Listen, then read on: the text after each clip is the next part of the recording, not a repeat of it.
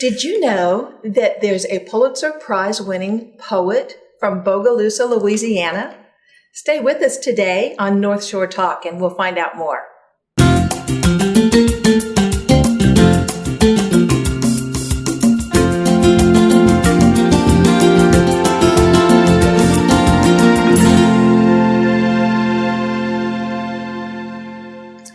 Hi, and welcome to another edition of North Shore Talk. I'm your host, Beth Davis. We have an exciting program today. We have joining us Dr. Chance Harvey, who's an instructor in the Southeastern Louisiana University English Department. We're going to be talking about something called Common Read that she's very involved with. So, Dr. Harvey, welcome to the show. Thank you, Beth, and thank you for having me here today. Well, I'm excited to hear about all that's going on with this program. Give us a little background. Okay, the Common Read program at Southeastern was begun in the spring of 2008. And this is a program in which each semester faculty and students are invited to read texts by a certain author. It may be a novelist or it may be a poet. And most of our students in our freshman composition courses, English 101 and 102, all read this particular text in a given semester. And also some of our sophomore literature classes participate. And then on one day during the semester, the featured author comes to campus and invites the public, the students and faculty to public readings and visits with students and discusses the text. So that's the highlight. We have a real living author come to the campus and visit with the students. A real living author that these students would never otherwise have an opportunity to even see, much less speak with. So. Wow. Yes, because you do a question and answer session and they really get to interact. What the program has evolved to being a full day of events that begins at 9:30 with a student panel. And at around 11, there's a question and answer between the students and the author. And then there is in the afternoon a kind of a related event. In this particular case, with our author this past October, there was a session on the civil rights movement in Southeast Louisiana. And then in the evening at 7 o'clock, there is a lecture, a reading usually by the author, followed by a book signing and a reception. Okay, well, sounds like a really wonderful experience for the students. Explain to me when you say common read, what is common about it? Well, the fact, common in the sense that everyone participates. Okay, all the classes across the department. Right. This is the common. In other words, a professor may have a course in which there are various texts that he reads in that particular course that other teachers don't. Mm-hmm. But this is the one that's on everyone's syllabus that everyone has to read. Okay. And thereby us, support the Common Read program. Okay, great. And then I know in our next segment we're going to be speaking to a student who had an acting role. So there's another aspect to this program. Well, that's my role in this program. Okay. This is the Common Read has a number of professors involved in a committee headed by Dr. Slauson and a number of other professors there at Southeastern. My role here is that each semester during the day the author comes, I have students dramatize scenes from the author's work. Okay. And tell us, it's obvious, but how does that help the students really connect with the literature? Well, what happens when we do a play, and the play is performed by my students in my American literature class usually, and some freshman students also. And what happens is, I invariably, in every class I have incredibly talented students who not only can act, but can play musical instruments, who can dance and sing. And so you can imagine when when one's fellow students are up on the stage enacting these scenes, how much easier it is for the students to relate and appreciate the text that they're reading.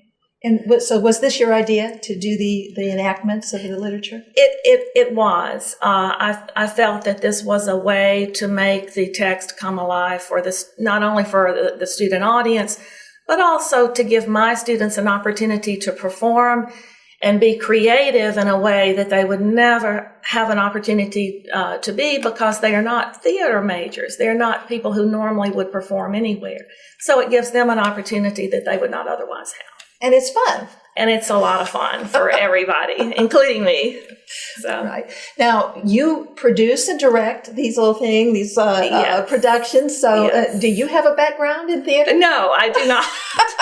Amazingly, no, I do not have a back. I think my inspiration comes from my students, because they get so excited about it and involved in it. And it is honestly a kind of a group project in which the students have as much input as I do. So It sounds like really a lot of fun and a real way to help everybody really get involved with what they're reading. So Yes. it sounds like a great program. We just have a couple of minutes. Tell us something more about this author and how this particular read from this year impacted the students. What happened this semester, the common text was a book of poetry by Yusef Komunyakaa, who is a Pulitzer Prize winning poet from Bogalusa. And students could relate to his poetry. A great deal of his poetry is about his childhood and growing up in Bogalusa. Of course, he has other themes in his poetry. He was a journalist during the Vietnam War, has wonderful poems about Vietnam. So what we did, we couldn't dramatize really the poetry, but it so happens that Dr. Komunyakaa had written a play based on the ancient story of Gilgamesh, a story that was written really on clay tablets 4,000 years ago. And Dr. Komunyakaa had sort of modernized this story by writing it in the form of a verse play. And so it's a wonderful story and about a king who goes in search of eternal life. And we were so lucky during this play, I was able to secure some corporate sponsors, including Southern Costume Company of New Orleans, because you can imagine how difficult it would be to find costumes that people would have worn 4,000 years ago. But Southern Costume Company has so many costumes that they had these animal skins and things like that made it really quite realistic. So, all right. Well, we'll have to pick that up next time. Hold on, because we're going to be speaking with the star of the show, of the dramatic presentation anyway. So stick around. We'll be right back.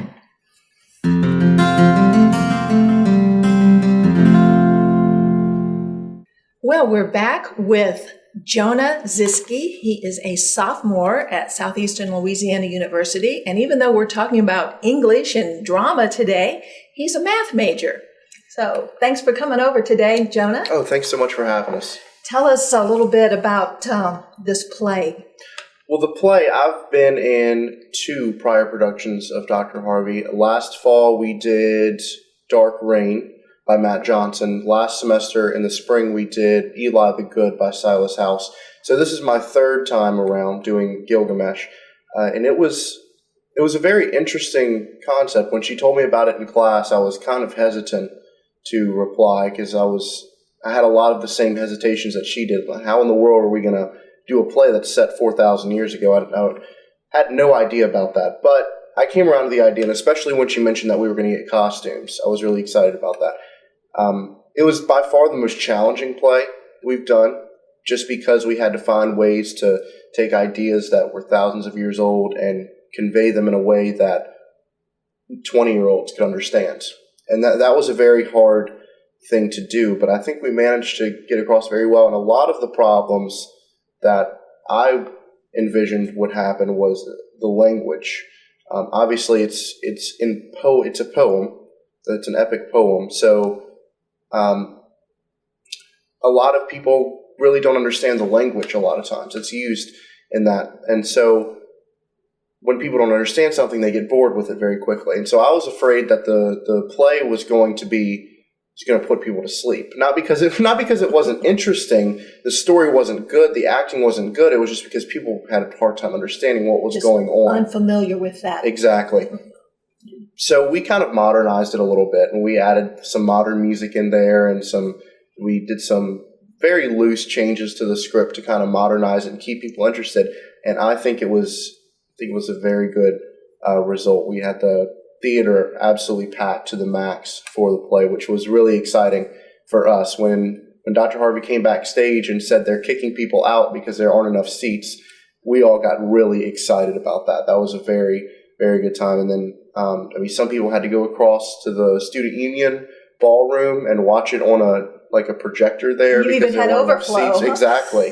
Now, was the author present when you Yes, did the he production? was. He was in the very front row. There was actually a verse in the play. I play Gilgamesh. He's the king of Uruk. And one of the other students, his name is Colby Musgrove, and he played Enkidu. And Enkidu was, originally we kind of mashed heads a little bit like that, but eventually we became very close friends in the play. And at one point, about halfway in, he dies. And so there's this wonderful, beautiful poem that Gilgamesh says when Enkidu dies, and it is a wonderful piece of literature.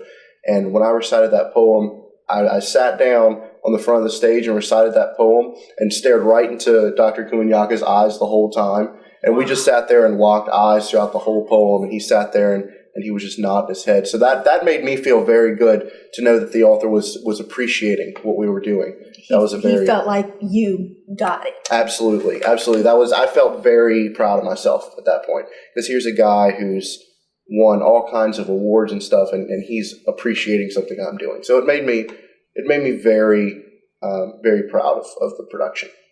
I would say so. Absolutely. It sounds like it was just wonderful. Standing room only. So congratulations on that. Thank you. So after reading his work and working on this play, what sort of life lessons do you feel like you or the other students took away from this semester? Well, Komunyakaa wrote a lot about his childhood in Bogalusa, and like I think Dr. Harvey mentioned, a lot of people can relate to that because we're from South Louisiana. We live here. We understand a lot about what he's talking about. But he also wrote a lot about things like he was a journalist in the Vietnam War. He wrote a lot about what he saw in the Vietnam War. And I think a lot of people, especially my generation age people, had a lot of relatives in the Vietnam War. For example, my grandpa was a colonel in the Vietnam War. And a lot of people have similar stories like that. So it makes it very relatable. Hearing what Komunyakaa saw and then relating that to the stories that we've heard from family members and stuff makes it very, very interesting. So I think Komunyakaa was probably the most relatable author we've had. We've had Matt Johnson. Matt Johnson wrote, there were graphic novels that he wrote. And so that was fun. That was entertaining. And then Silas House, Eli the Good, again, that was entertaining and stuff, but the stuff that Yusef Komunyakaa wrote really strikes home for a lot of people. Okay, so you felt it was very relatable. Absolutely. Okay, I glanced over a few of his poems just to preparing for this, and he does have a way of really drawing you right in and absolutely making you feel what he's feeling. And his language is very descriptive. Yes. So, what are your aspirations? You're in math, so do you see yourself doing anything in the future in English or drama or? Well, I definitely plan, if she'll have me, on participating in Dr. Harvey's future plays. It's a whole lot of fun. It's a great experience. I think the production as a whole is absolutely worthwhile, and it's something that I feel really makes the Common Read Festival come together. And so I think it's a very good production. So I definitely want to be a part of that. As far as like career-wise or anything like that, I kind of really don't have any interest. I was in drama all throughout high school. I was in 8 plays in high school, and then the 3 that I've done so far here. But other than that, it's just a fun hobby for me. It's something I enjoy doing. We need some community players or community theater around here, don't we? Absolutely. Absolutely. That would be great. Well, Jonah, thank you so much for coming over and telling us about the play, and congratulations on a great job, and wish you the best for your future. Well, thanks so much for having us. It was a pleasure. All right. Well, stay tuned. We'll be right back to wrap this up.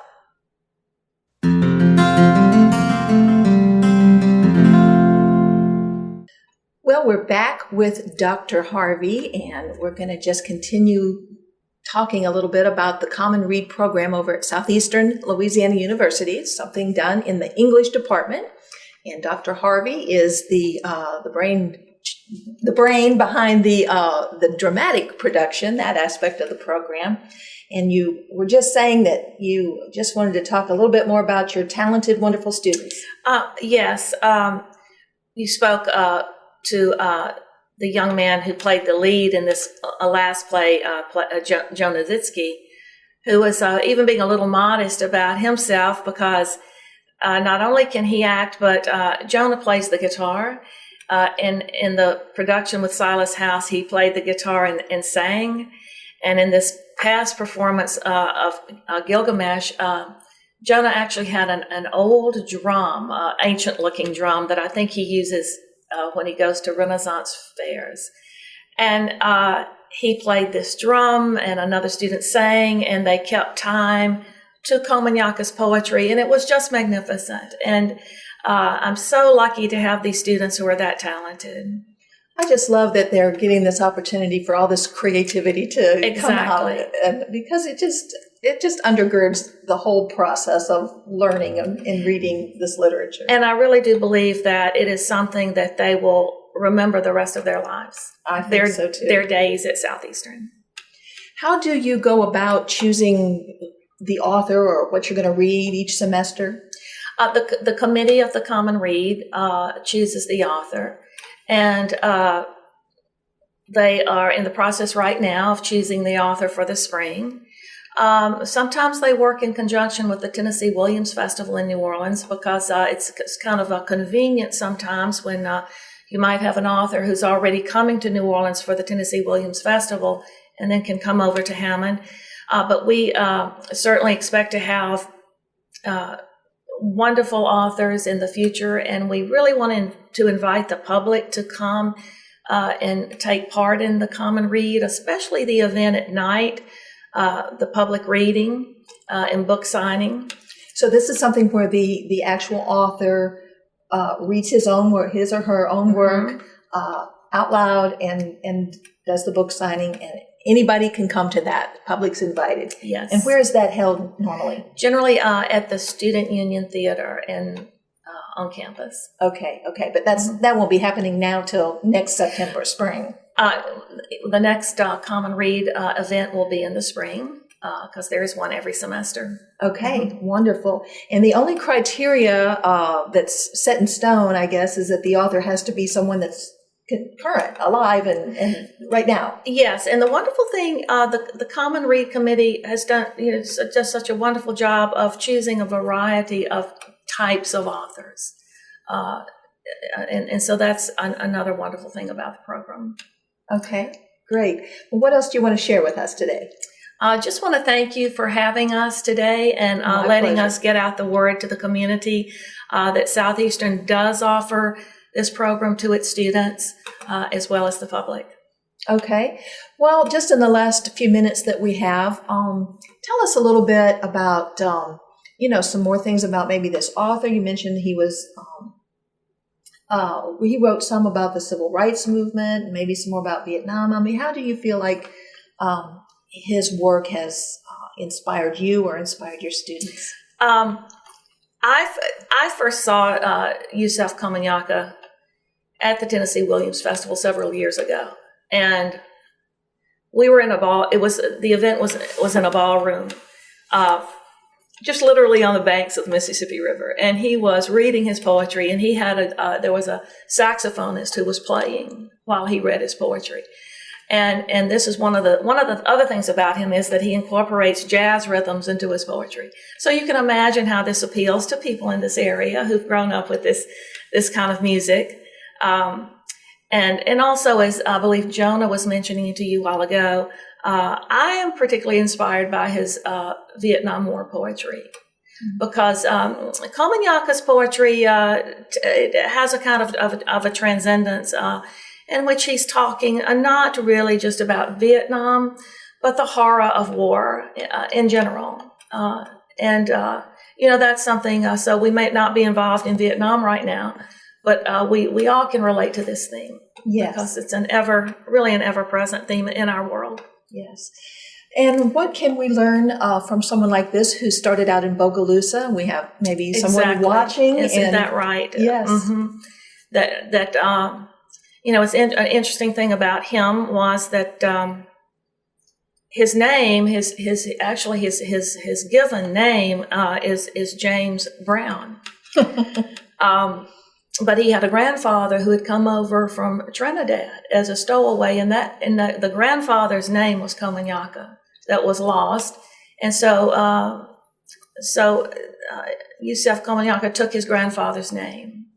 And you're right, it's a wonderful inspirational story for someone of such humble beginnings could rise to the prominence that he has. Absolutely. So be inspired.